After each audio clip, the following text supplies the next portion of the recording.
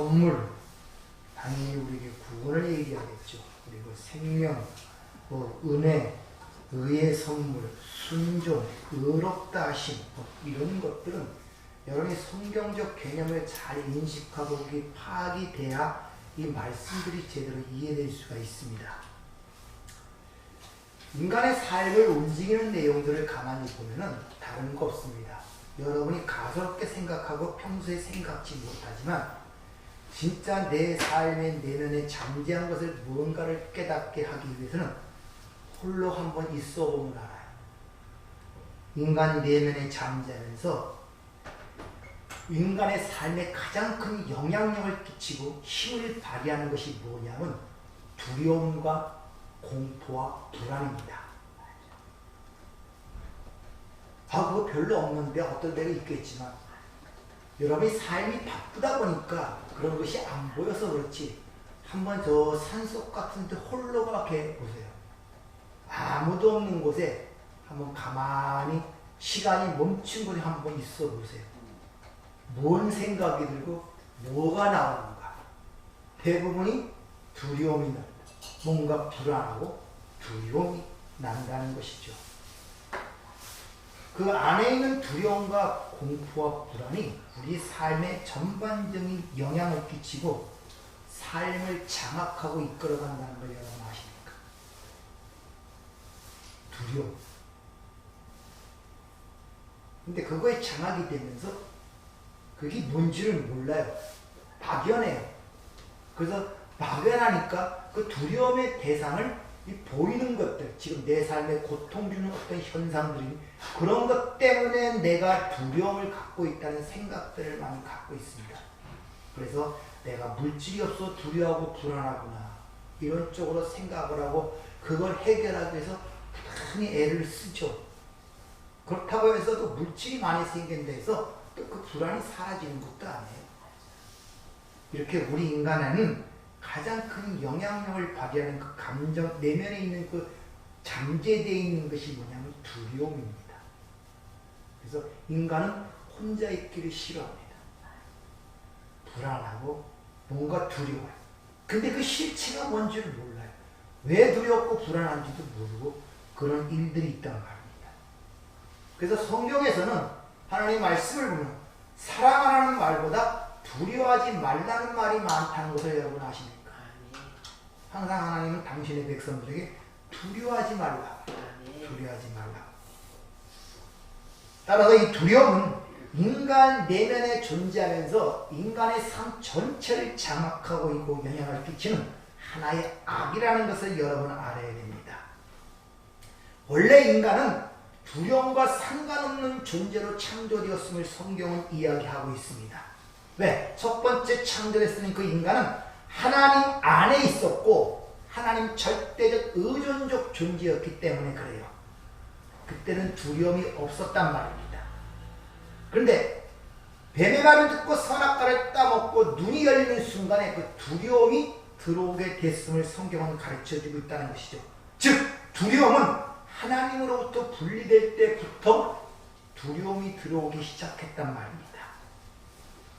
그래서 창세기 3장에 보면 하나님의 소리를 듣고 내가 두려워하여 숨었나이다 이렇게 아담이 고백하는 내용이 기록이 되어 있죠. 거기서 두려움이라는 단어가 처음으로 등장합니다. 내가 두려워하여 숨었나이다. 이렇게 인간은 두려움의 근원이야. 하나님과 분리될 때부터 들어왔다는 걸 아셔야 됩니다. 근데 그 두려움이라는 단어가 야레라는 단어가 쓰이는데 두려움이라는 그 뜻과 경외하다는 뜻이 함께 있다는 것을 여러분이 유념하셔야 된단 말입니다. 이 두렵다는 이 야레라는 이 히브리어 단어를 파자를 하면은 손과 머리가 된 존재 이런 뜻이에요. 손과 머리라는 것은 자기가 주인이 됐단 말이에요. 그것이 두려움의 근원입니다. 왜? 하나님이 절대적 의존적 창조, 피조물로 창조된 인간이 하나님과 독립함으로 말미암아 이제 자기 스스로를 보호해야 되고 나의 필요와 나의 충족을 스스로 모든 걸 해야 된단 말입니다. 그래서 하나님을 경외하던 그 마음이 내가 삶의 주인이 됨으로 말미암아 두려움으로 바꿔져 버린 거예요. 그래서 두려움과 경외함이 한 단어가 쓰이고 있다는 것을 우리가 알아야 된다는 것이죠. 그러니까 인간은 자신의 인생과 삶의 자신이 주체자, 즉 주인으로서 등장하면서부터 두려움과 공포와 불안에 장악되게 된 것입니다. 그래서 인간만큼 필요 이상으로 쌓아두려고 노력하는 동물들이 없습니다. 동물들은 쌓아놓지도 않아요. 근데 인간만이 필요 이상으로 쌓아놓죠. 이 사회적 빈곤의 차이라든지 이런 모든 문제는 인간 사회에만 있는 것입니다.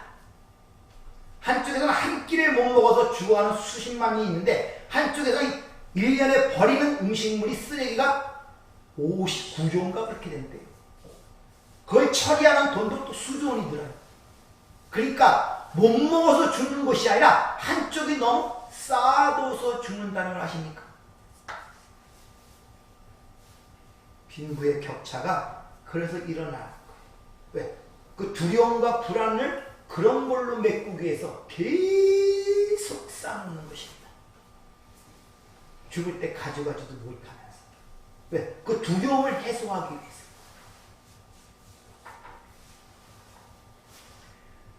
이렇게 하나님으로부터 독립을 선언하고 자신의 인생의 주인공으로 주장할 그때부터 이제 모든 것 자기 스스로를 보호해야 되고 스스로 모든 걸 해결해야 되고 스스로 모든 걸 충당해야 되기 때문에 그러한 모든 입장들은 유한한 피조물인 인간에겐 지옥입니다. 그 자체가.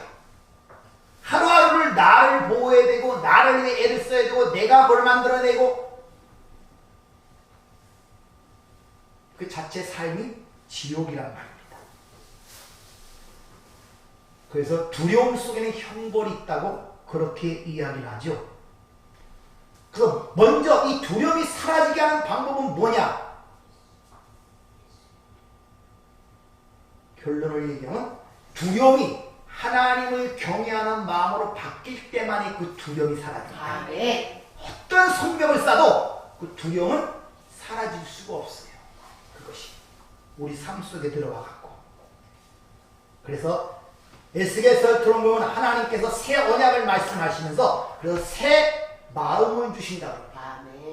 디모데후서 1장 7절에 보면 하나님이 우리에게 주신 것은 두려워하는 마음이 아니요 오직 능력과 사랑과 절제하는 마음이니 이렇게 얘기합니다. 우리 성도가 받은 것은 두려워하는 마음이 아니라고 성경은 분명히 일러주고 있다는 것입니다. 그럼 왜 우리가 받은 마음이 두려워하는 마음이 아닌가? 우리가 왜 두려워하겠는가? 하나님으로부터 독립함으로 말이야. 이제 내 스스로를 모든 걸 해야 되기 때문에. 그럼 왜 우리는 두려운 마음을 받는 게 두려운 마음이 아닌가? 다른 말은 뭡니까? 나의 인생과 내 영원한 운명이 이미 창세 전 하나님의 묵시 속에서 완성된 존재로 있다는 사실을 깨닫는 순간에 거기서 해방이 되는 것입니다. 항상 말씀드리지만 우리 여기서 만들어가서 어떤 하늘나라에 도달하는 것이 아니라 완성된 그것이 무엇인가를 배우고 가르쳐서 그 은혜를 찬송케 하기 위하여 주어진 것이 역사며 우리의 인생이라고 항상 말씀을 드리죠. 내가 여기서 뭘 꾸미고 만들어서 완성된 데로 들어가기 위해서 애를 쓰는 것이 인생이 아니라 이미 완전하게 주어진 것이 무엇인가를 깨달아 그 은혜를 찬송하기 위해서 지금 역사를 살아가고 여러분에게 인생이라는 게 주어졌단 말입니다. 그걸 인식하는 자만이 두려움에서 벗어날 수가 있어요. 따라서 우리는 우리의 됨됨이나 외모나 성숙의 정도 또 세상의 가치 판단의 기준을 의하여 우리를 스스로 평가하는 그런 스스로의 두려움과 공포에서 해방이 될 수가 있는 거예요. 왜? 내 됨됨에 의해 내 미래가 결정되는 것이 아니기 때문에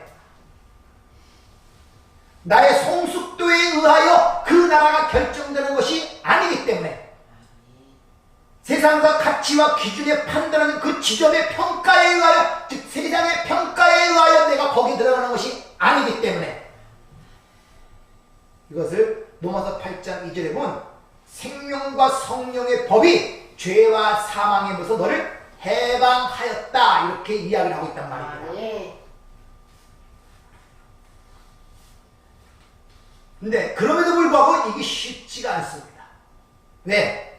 그 이유는 우리가 아직도 이 사망의 몸을 입고 있기 때문에 그래요. 육신, 사르크스를 갖고 있기 때문에 그렇단 말입니다. 그러다 보니까 이렇게 그런 마음을 받은 성도 역시 우리의 신앙생활 속에서 두려움 속에서 할 때가 너무나 많다는 것입니다. 근데 그 단순한 문제가 아니라 그 두려움 이면 속에는 예수님께서 십자가상에서 텐텔로스타이 다 이루었다는 그거에 대한 믿음이 아니라 불신앙이 그 속에 자리 잡고 있다는 그것을 인식하셔야 돼요. 그래서 주님이 함께 계시면서 그 바다, 갈릴리 바다를 건널 때 풍랑을 이루는 걸 보고 우리가 죽겠나이다 하면서 네 믿음이 어디 있느냐 이렇게 묻죠. 쉬운 말로 불신앙 때문에 그렇다는 거예요. 내 믿음이 어디 있냐는 말이에요. 도대체.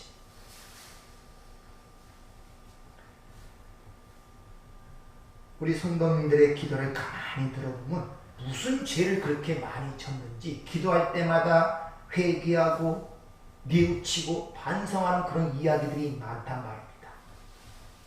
굉장히 좋은 것 같지만 십자가에서 다 이루었다는 그 마지막 선언의 생각, 그 말씀을 잊어버렸거나 믿지 않는다는 것입니다. 도대체 기도할 때 내가 죄를 졌다는 게 뭡니까? 무슨 죄를 졌길래 맨날 그렇게 죄를 졌습니다. 우리 용서해 주세요. 믿음을 주세요. 그래야죠. 아멘. 믿음을 주세요. 여전히 신앙생활이 두려움 속에 행해지고 있는 거예요. 여러분이 오늘 이 말씀을 들으면서 여전한 두려움과 공포에서 해방되시기를 축원을 합니다. 아멘. 지난 시간에 아담의 모형이요 예수님도 모형이라고 설명해 드렸어요. 오해할까봐 다시 말씀드리는데 육신을 입고 계신 그 예수가 하나님의 아들이 아니라는 그런 말이 아니라 예수님이 십자가 지시기 전에 육신의 예수, 역사 속의 그 예수는 어떤 표적으로서의 삶을 사셨단 말이에요. 뭘 가리키기 위하여. 다시 말하면 뱀이 녹뱀이 되어 뱀이 어떻게 그 인생이 끝나는 걸 보여서 녹뱀으로 십자가에 달렸잖아. 예수님이 뱀이 되어 그걸 가리키는 것을 그 삶을 사셨기 때문에 그 예수를 모형이라고 여러분에게 말씀을 드렸습니다.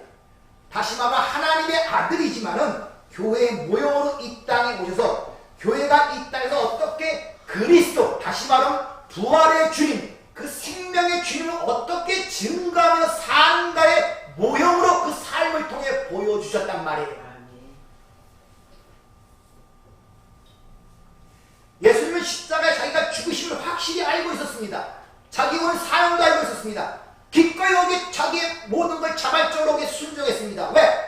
하나님이 나를 버리지 않고 부활할 줄을 알고 계셨단 말이에요. 아멘. 그 삶을 보는 게 예수님이 역사 속에 육신의 예수가 보여준 삶이란 말, 그것이 교회의 삶이란 말, 그걸 삶으로 보여준 거예요. 그래서 예수님은 모형이라고 이렇게 이야기를 하고 있단 말입니다. 누가복음 2장 11절에 보면 오늘 다윗의 동네에 너희를 위하여 구주가 나셨으니 곧 그리스도 주시니라. 너희가 강구에 쌓여 구유에 누이는 아기를 보리니 이것이 너희에게 표적이니라 하니라. 표적, 세멘이요. 표적이라는 이 세멘이라는 이 단어는 그 실체와 내용이 아닌 그 실체와 내용을 가리키는 표, 표식, 징조 이런 뜻이란 말이에요. 쉬운 말로 요한복음 보면 그 수많은 기적 중에 7가지 선별된 기적을 기록하면서 기적이란 말을 쓰지 않고 표적이라고 합니다. 가나는 혼인잔치로부터 시작하여 죽은 부활, 나사로의 부활까지 표적이라고 해요. 뭐에 대한 표적? 구원이 뭔가, 그 구원의 내용이 뭔가를 설명하는 표란 말입니다. 그러니까 오병의 기적은 하나님의 능력을 드러낸 어떤 초월적인 그걸 보여주는 것이 아니라 예수 십자가로 말미암은 구원이 뭔가를 그걸 통해 보여주는 것이었단 말입니다. 그래서 오병의 기적의 그 의미하는 내용이 무엇인가를 설명했죠. 하나님, 내가 하나님 전능하신 하나님이라는 그 능력을 기중하는 것이 아니라 너의 실태가 어떻고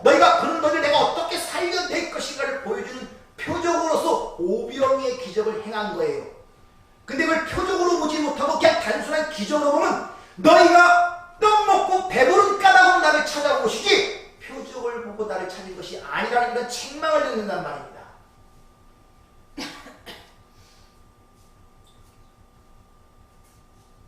예수님이 우리의 교회의 머리지 않습니까? 우리는 그분과 연합되어 있죠. 그러면 여러분의 삶도 지금 표적으로서의 삶, 모형으로서의 삶을 살아가는 거예요.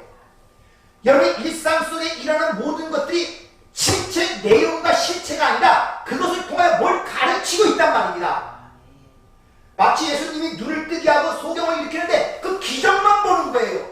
아, 능력이 있네, 어떤 초월적인 능력이 있네, 이런 건 뭐다. 그걸 통해 가르치는 걸 보지 못하고 우리의 삶이 하나님의 말씀을 다룬 하나님의 백성으로 살아가고 있는데 그걸 못 보는 거예요. 실체와 내용으로서 읽어내지 못하고 그냥 기적으로 이적으로만 보는 거예요. 그러니까 바리새인들처럼 우리에게 당신이 하나님의 아들은 표적을 보여주소서 계속 요구하죠. 표적. 그러니까 주님 그랬습니다. 내가 너에게 보일 표적은 요나의 표적밖에 없다. 이렇게 딱 단절. 내가 하는 모든 표적의 내용은 십자가로 말미암는 구원을 얘기하는 것이야. 그렇게 가르치잖아요. 여러분의 인생이 지금 모델로서, 모형으로서, 표적으로서 지금 삶을 살아가고 있단 말입니다. 그럼 거기 담긴 실체와 내용을 이해해야 되는데 그걸 못하니까 답답한 거예요. 그러니까 뭐에? 불안과 두려움 속에 장악이 되어버리는 거예요. 항상 변해야 되는 거예요. 그 실체가 아닌데. 그리고 공생애처럼 맨날 예수님께 눈에 보이는 표적, 기적만 보여달라고 이리 뛰고 저리 뛰고 여기 있다 저기 있다 쫓아가고 왔다 갔다 하는 거예요. 자기 삶의 표적인 줄을 모른다니까요.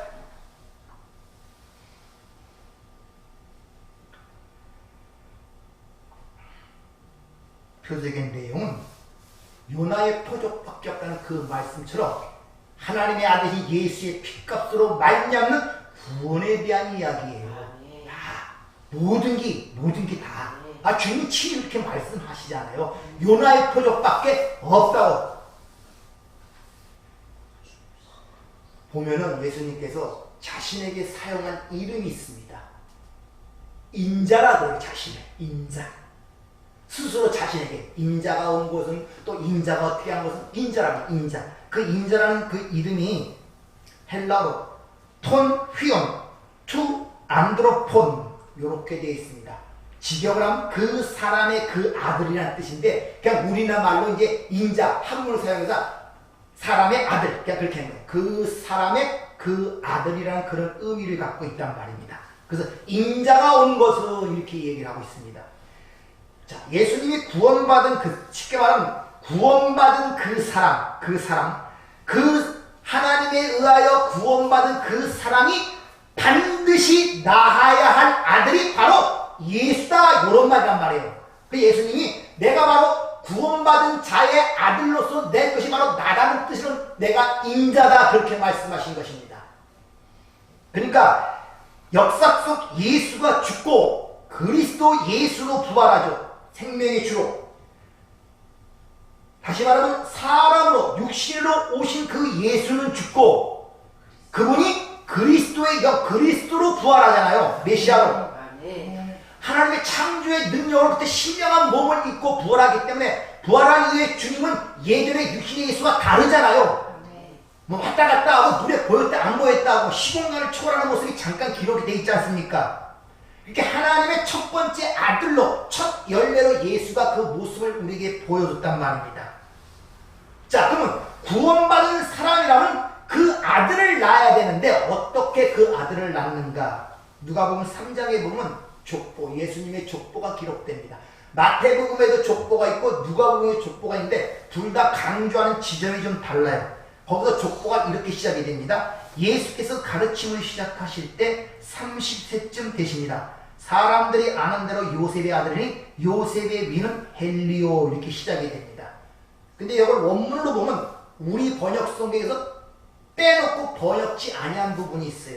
이 원어로 보니까 예수께서 가르침을 시작하실 때 30세쯤 되십니다. 이 원어로 보니까 카이 아우토스 엔 예수 아르코메노스 호세이 에톤 트리아콘타 이렇게 됩니다. 여기서 카이 아우토스 엔이라는 단어가 해석이 되지 않습니다. 그 뜻이 뭐냐면 그걸 넣어서 원문대로 번역을 하면 그들도 그렇게 될 것이다. 예수가 마치 30해처럼 시작하신 것처럼 예수의 나이가 30이라고 얘기하는 것보다도 30해 시작하신 것처럼 그들도 그렇게 될 것이다. 이런 의미란 말입니다.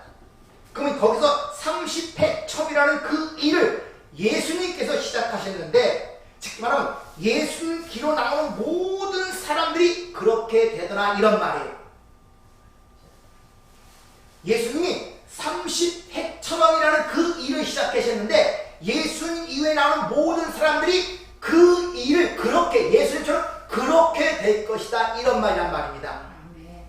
그리고 그 족보 맨 위가 하나님으로 끝나죠. 근데 거기 보면 뭐 요셉의 위는 뭐요? 요셉의 위는 위라는 말이 없어요. 거기는 전부 다 소유격입니다. 그러니까 하나님의 아담의 셋의 에노스 소유격으로 되는 소유격 전부 다 그 안에 속혀 뭔가 하나가 계속 연결되는 지점으로 그렇게 우리에게 설명을 하는데 무슨 말이냐? 하나님 맨 첫 번째 아래 하나님의 아담이라는 그 사람이 하나님의 모형으로 이 땅에 오셔서 그를 죄 아래 두심으로 말미암아 창세된 언약과 그를 하나님의 백성으로 만들어 하나님의 능력이 어떠함을 드러내는 모델로 아담을 세우셨단 말이에요. 그리고 그 후에 아담의 쭉 나온 사람이 똑같은 그런 삶을 반복하다가 마지막에 예수 그리스도가 완결로 그 모습을 보였다 이런 말이에요.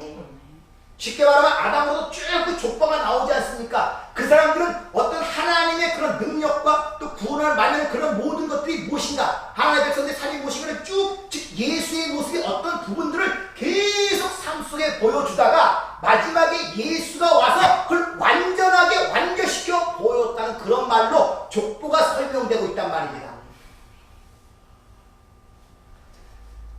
그러면 여기서 30해처럼 시작했다. 이 30이라는 것이 무엇을 뜻하는가를 성경적으로 한번 찾아보면 이런 의미입니다. 창세기 41장 46절 요셉이 애굽 땅 바로 앞에 설 때 30세라 그가 바로 앞을 떠나 애굽 온 땅을 순찰하니 요셉은 11형제의 그 살리기 위하여 하나님이 앞서 애굽으로 보낸 자예요.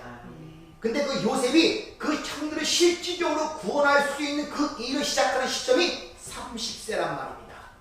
애굽 왕으로부터 치리권을 받아 양식을 관리하는 것을 때가 30세란 말입니다.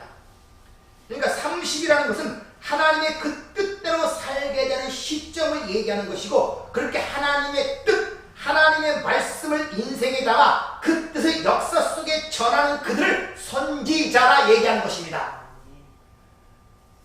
생명이 계속 유지되고 나가는 것이 뭘 전하기 위해서? 하나님의 지식을 전하기 위한 것이죠. 우리의 삶은 특히 더 그렇단 말입니다. 그 말씀을 갖고 그것을 전하는 가운데 있단 말입니다. 그것을 깨달아 시작하는 그 지점이 30이란 말입니다.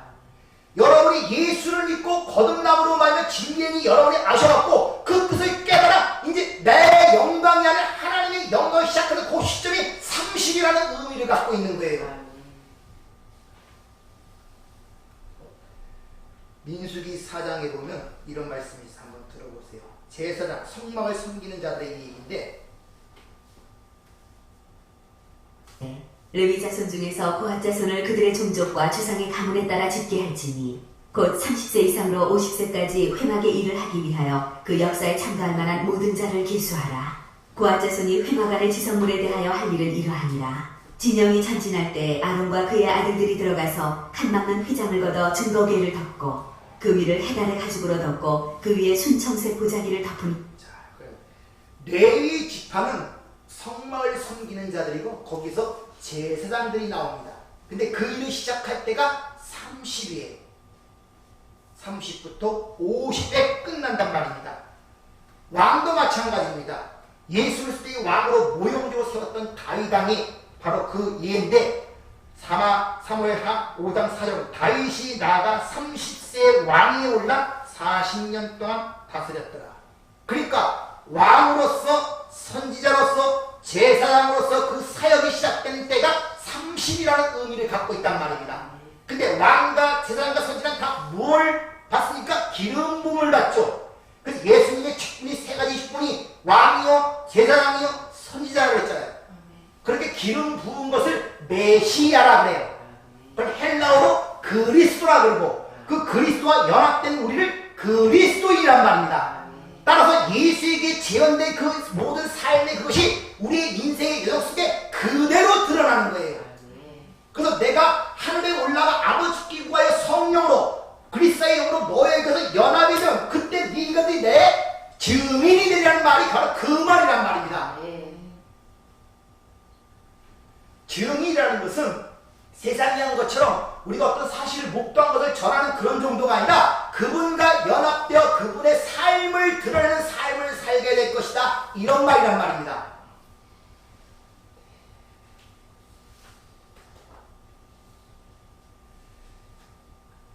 세상에서 보면 신기한 것들이 모든 게 다 그렇게 됩니다. 자, 30을 한자로 이림이라고 해요. 이림. 뜻을 세운다 그래요. 나이 50을 지천명이라고 해요. 하나님의 뜻을 알았다 그래요. 근데 성경에서도 레위 제사장도 30세 시작하여 50세 끝나죠. 지천명. 그래서 네가 50도 안 됐는데 아브라함을 보았다느냐, 그 말은 나이를 뜻한다는 것보다는 뭡니까? 네가 하늘의 뜻을 알고 있는 자는 하나님이라는 그런 질문의 의미가 그 속에 있단 말입니다. 그것이 그래서 세상에도 49제를 보내죠. 그 왜 보내는지 아십니까? 3일장을 지내죠. 여러분이 성경에 나오는 숫자적 개념과 의미를 하면 그게 다 해석이 돼요. 다 성경에서 나온 것, 하나님에서 파생된 것이지 인간 스스로 만들어낸 것이 없단 말입니다. 50이라는 것은 희년이란 말입니다. 희년. 주의 은혜 해라고 해갖고 이스라엘 백성들은 50년째 된 날 모든 게 해방됩니다. 땅도 돌려줘야 되고 노예로 돌아가게 되고, 그래서 내가 이 땅에 온 것은 그 희년, 주의 은혜를 선포하였다고 누가복음 4장에 얘기하면서 바로 눈먼 자를 눈을 뜨게 보게 하고 갇힌 자를 풀어 자유롭게 하기 위해서 내가 이 땅에 왔다고 그렇게 말씀하죠. 그러니까 세상에 말하는 지천명 50이 돼서 그걸 알면 세상에 풀려나요. 그래서 49세까지 얘기하는 거예요. 7, 49. 그때 이것을 떠나 영원한 곳으로 들어가 자유롭게 된다는 그런 의미가 49일 마지막이란 말이에요. 그것이. 그리고 부활에 들어가지 못한 8의 숫자를 들어가지 못하는 세상에 뭐라 그럽니까? 귀신이 어디를 떠난다 그래? 또 돈다고. 군천 둘 떠난단 말입니다. 다 그런 것들이 그런데 의미가 연결이 되어 있는 거란 말입니다. 아무렇게 나온 것 하나도 없어요. 전부 다.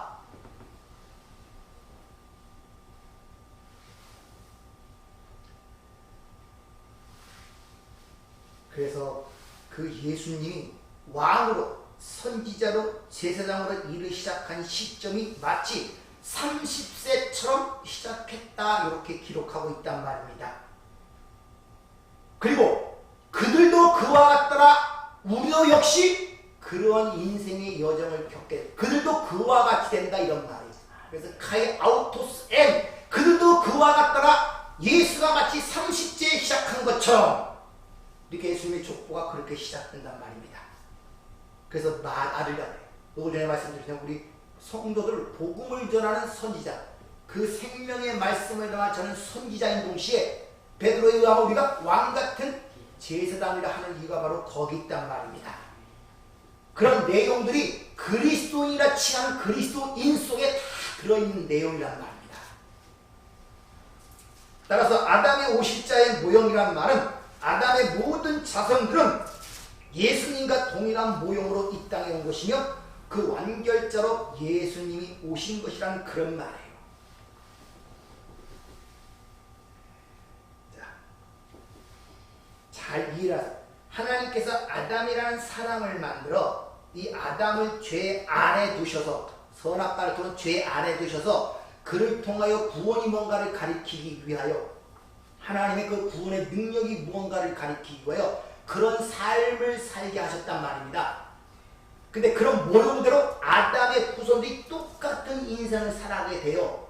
전부는 아니지만 일부분씩 아브라함이고 이삭이고 야곱이고 모세고 하여튼 모든 사람들이 그런 쭉 살아가다가 부분 살아가다가 마지막으로 예수라는 육신을 오신 그 예수가 완전한 모든 삶을 살아가신 것이 공생애라고 하는 것입니다. 그래서 그 삶을 함축하여 십자가의 삶, 고난의 삶, 수욕의 삶. 근데 그런 삶을 죽고 즉 육신으로는 절대 율법으로는 육신으로 의롭다 육체가 없다는 사실을 증명한 다음에 하나님의 능력에 의하여 성령에 의하여 그를 죽은 자 가운데 부활하여 그리스도 예수로 새로운 피조물 하나님의 아들로 보여주신 다음에 그가 영으로 우리에게 연합되어 우리 역시 인생이 그런 여정을 살게 될 것임을 가리키고 있단 말이에요. 단순히 무엇을 먹을까, 무엇을 마실까, 무엇을 입을까 그거는 다 이방인들이 구하는 것이라 그렇게 이야기하잖아요. 이 여정.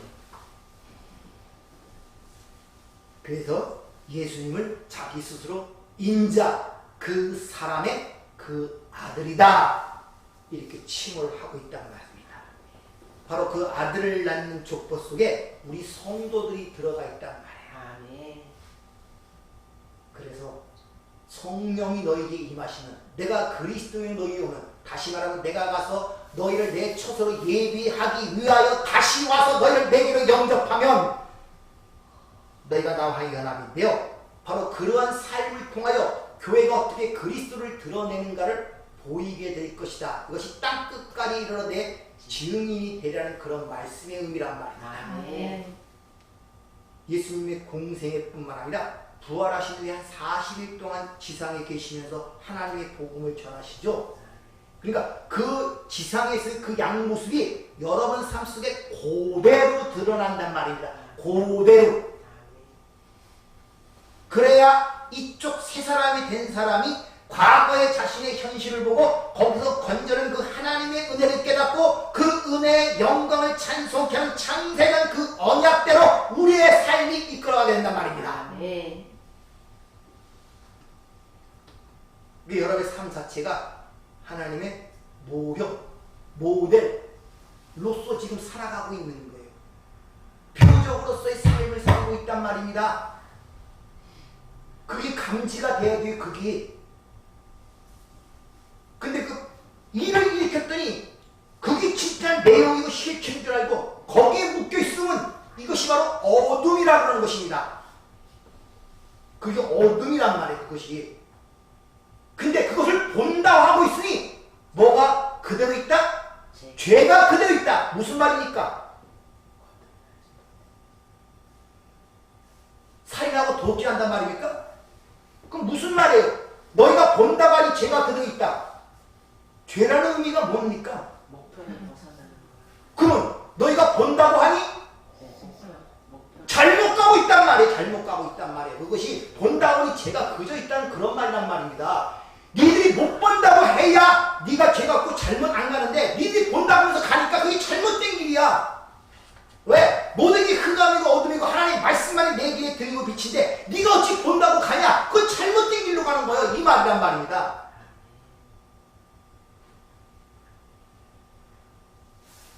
진리가 너희를 알지 진리가 너희를 자유케 한다는 말씀이 있습니다. 하나님의 말씀이 있습니다. 그 말씀이 뭔가를 가리키기 위하여 시내 산에서 모세를 불러 40일 동안 금식을 시켜서 그 말씀을 가리키는 거예요. 쉽게는 하나님의 손으로 찍어서 새기는데 무슨 세월이 40일씩 걸렸겠어요? 말씀을 배운 거예요. 그 말씀이 무엇인가를 광야 40년의 생활을 통하여 체험적과 경험적으로 알고 깨닫게 되는 거예요. 아! 율법으로는 못 들어가는구나. 멀쩡 눈이 새하지 않고 기력이 새하지 않은 그 모세가 눈앞에 두고 죽는 거예요. 가나안 땅에서. 광야에서 그걸 깨닫는 거예요. 그리고 여호수아, 예수만이 그 요단강을 건너 가나안 땅을 정복할 수 있는 이야기로 구약에서 펼쳐지고 있단 말이에요. 그 여러분의 인생이 그런 삶의 여정을 가는 그런 영적 진리 속에서 바라봐야지 거기서 하나님의 은혜를 경험하고 거기서 내 부족함을 깨달으며 이러면서 내가 올바른 길로 가게 발걸음 옮기지 그렇지 못하면 안 된단 말이야. 그것이 바로 내가 소경됨을 인정하는 거예요. 그것이. 근데 그런 걸 생각 안 하고 내가 세상을 안다고, 세상을 살아간다고, 내가 본다고 하니 계속 어긋나가는 거예요. 어긋나는 거. 여러분의 삶이 왜 그렇게 부딪히고 힘들고 어려운지 아십니까? 그래서 그래요. 자꾸 본다, 자기는 본다고 하면서 제대로 가는 것 같은데 어긋난 길을 가니까 자꾸 충격이 오는 것입니다. 그게 아니란 말이에요. 그래서 딱 하나 부탁하십니다. 주님은. 왜? 내가 육신으로 있을 때는 뭘 가르치고 뭘 보여줘도 너희 안 돼. 내가 죄라는 문제를 해결하고 내가 다시 와서 너희가 연합이 될 때 그리스도의 영으로, 성령으로, 하나님의 영으로 오셔서 너와 내가 한 몸이 되어 내가 네 머리가 되어 있을 때만이 그게 가능하고 그 삶을 이겨나가며 그 삶을 통해 하나님을 만끽할 수 있다는 그런 의미로 너희가 성령이 임하면 내 증인이 되라고 이렇게 말씀하신 것입니다. 아멘. 예수님이라고 여러분 생각하시니까 전부 다 대부분 개념들이 불교에서 다른 종교에게는 성인들 아주 거룩하게 살고 율법적으로 흠이 없게 살고 착하게 살고 남 도와주고 걷어주고 바꿔주고 그런 세상이 정의한 성인의 개념으로 생각하고 있다니까요. 너희는 나를 누구라느냐? 대부분 당신은 세례 요한입니다. 엘리야입니다. 선지자 중에 하나입니다. 전부 다 이런 세상적 성인으로 생각하고 있다니까요. 예수가 나와 한 몸이 되어 있다는 생각은 전혀 감지가 안 되질 않아요. 감지가 되질 않아요. 그러면 역시 죽어야 할 그 육신 속의 예수, 역사 속의 그 예수만 자꾸 바라보고 그게 보이지 않으니까 자꾸 이것저것 만들어 놓고 우상 숭배하는 쪽으로 가는 것입니다. 그러니까 보이지 않는 것을 보이려고 만들기 얼마나 힘이 들고 얼마나 신앙생활이 힘들겠어요. 보이면 힘이 됐겠는데 내가 그걸 보여야 되는데 안 보이잖아요. 그런데 공생애를 보면 12제자들이 눈으로 보니 육신의 예수와 함께 살았잖아요. 근데 눈에 안 보이니까 내가 지금 다 도망가.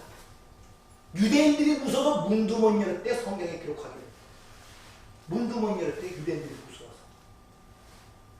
그게 육신의 예수를 섬기는 자의 특징이란 말이에요. 눈에 안 보이면 힘들어서 못 살아요. 항상 땅콩을 줘야 되고 사탕을 줘야 돼요. 어린아이처럼. 근데 하나님 그걸 주시겠습니까? 우리 하은이와 예은이가 입에 물든 그걸 빼냈더니 아주 힘들었다고 그러더라고요. 근데 반드시 이건 빼야 돼요. 안 빼면 안 됩니다.